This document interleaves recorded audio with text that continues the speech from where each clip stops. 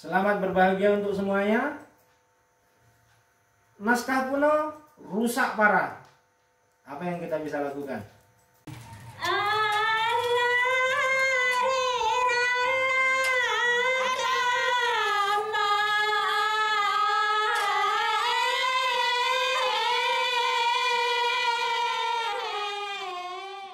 Baik teman-teman, kali ini kita temukan lagi satu naskah. Kondisinya rusak parah, parahnya parah sekali. Kemungkinan naskah ini ditemukan di atas kayu ya. Kondisinya itu di atas kayu. Kemudian dilapisi beberapa kertas. Kemudian baru naskah ini ditutup dengan kertas itu, atau di bawahnya kertas ini adalah kertas yang lain. Ini terlihat pada sisa-sisa kertas yang menempel di permukaan naskah ini. Yang menyebabkan naskah ini bisa lapuk, kotor, dan banyak rayap adalah letak naskah ini di pemiliknya, di rumah pemiliknya.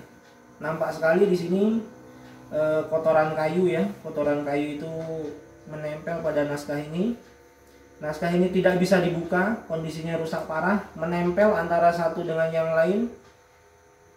Kemudian di sisi sebelah kanan ini tampak tertuang tinta, kena tinta.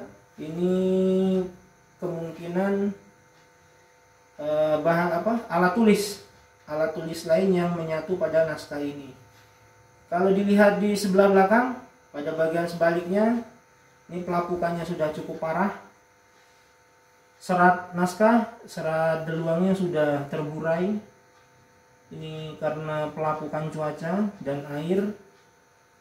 Ini kemudian kotoran hewan juga terlihat di sini, sepertinya rayap penyebab pelapukan. Isinya sekilas sepertinya ajaran tasawuf atau pemahaman terhadap ilmu tasawuf. Ukuran naskah ini sama 24 kali 16,5.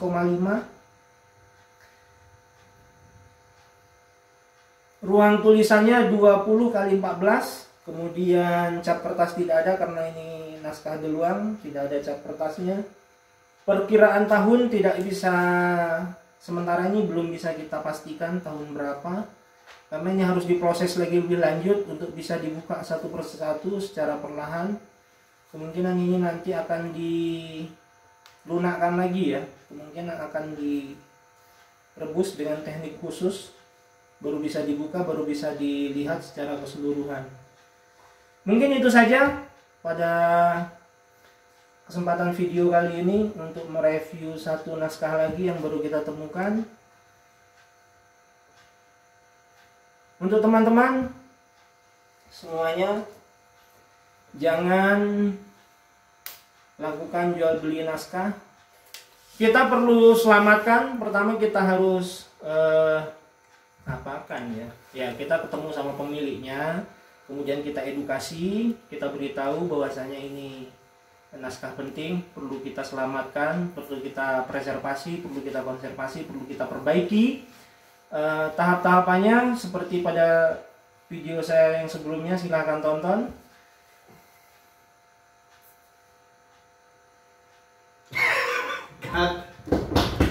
Ini bro, maksudnya gini loh, kan aku mau takon. Jadi kamu sama menjelaskan ulang, jelaskan ulang nih gini. Teman-teman ketika sudah punya ini, menemukan ini, kamu harus ngapain gitu loh bro. Oke, jelas ya.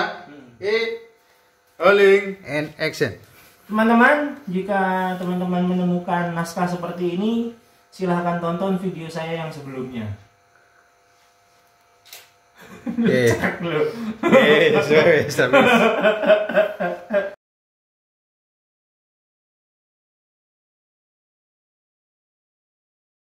Baiklah, itu dia sekilas penjelasan tentang naskah yang saya review kali ini.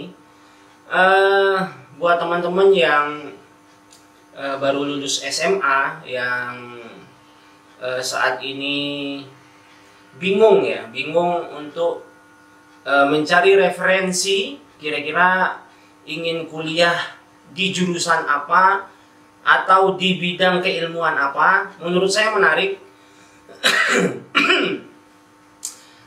Kajian filologi untuk saat ini masih sepi peminat ya, masih terbuka lebar, baik lapangan pekerjaannya, baik kajiannya ini masih luas sekali.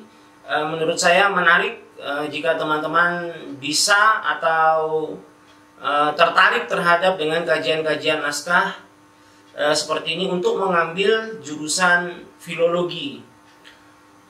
Perlu teman-teman ketahui juga, pengetahuan tentang filologi itu harus didukung dengan keilmuan-keilmuan lain. Nah, buat teman-teman yang lagi SMA, misalkan teman-teman paham tentang IPA ya, paham tentang ilmu pengetahuan alam. Banyak sekali naskah-naskah yang berkaitan dengan ilmu pengetahuan alam, astronomi. Nah, teman-teman bisa cek naskah-naskah yang sudah saya review ya, itu di channel saya. Silakan teman-teman cek. Nah, itu bisa membantu teman-teman dalam mengambil kuliah filologi. Misalkan yang dari pesantren, jago atau mahir pada bidang bahasa Arab, mengerti tulisan Arab, mengerti aksara pegon. Nah, naskah-naskah yang berbahasa Arab, bertuliskan Arab dan aksara pegon itu saat ini masih sepi sekali, belum begitu ramai ya, masih sepi dalam kajian ilmiah begitu. Nah, ini bisa dijadikan referensi untuk mengambil kuliah pada tahun ini. Nah, buat teman-teman yang sudah pada posisi penelitian atau yang masuk ke tahap akhir pada kajian filologi, artinya yang sudah kuliah ya, yang sudah kuliah filologi, kemudian atau yang ambil kuliah sejarah, bingung. Nah, naskah itu banyak sekali tersimpan di perpustakaan-perpustakaan. Contohnya di Perpusnas, contohnya lagi di perpustakaan IAIN Jember. Kemudian ada lagi di Yogyakarta. Di Yogyakarta itu ada di Sono Budoyo. Nah, di Jogja, di Sono Budoyo. Atau di museum. Nah, di museum juga ada naskah. Jadi teman-teman nggak usah bingung untuk penelitian. Nah, yang perlu teman-teman perhatikan sebenarnya adalah jangan-jangan naskah ada di sekitar teman-teman sendiri begitu. Nah, naskah yang ada di teman-teman sendiri itu kan nggak terlihat, maka perlu teman-teman untuk mencari. Nah, bagaimana cara mencarinya? Yaitu dengan kecurigaan-kecurigaan. Misalkan di daerah teman-teman ya, di daerah teman-teman itu kebudayaannya hidup. Misalkan di daerah mana? Sumatera. Oke, yang berada di Nangro, Aceh Darussalam. Tradisi di sana kebudayaannya hidup, misalkan tarinya hidup, tradisi pesantrennya hidup, tradisi keagamaannya hidup, maka dapat dicurigai di sana ada naskah itu. Atau teman-teman bisa menghubungi misalkan di daerah Sumatera Barat atau Jambi yang adat istiadatnya hidup di sana. Nah, dengan adanya kaum adat misalkan di daerah itu adat istiadatnya masih kental, patut dicurigai di sana juga ada naskah.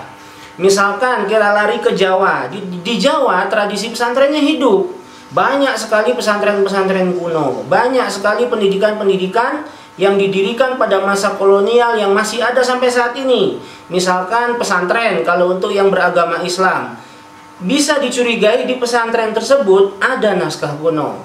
Atau misalkan yang beragama Katolik.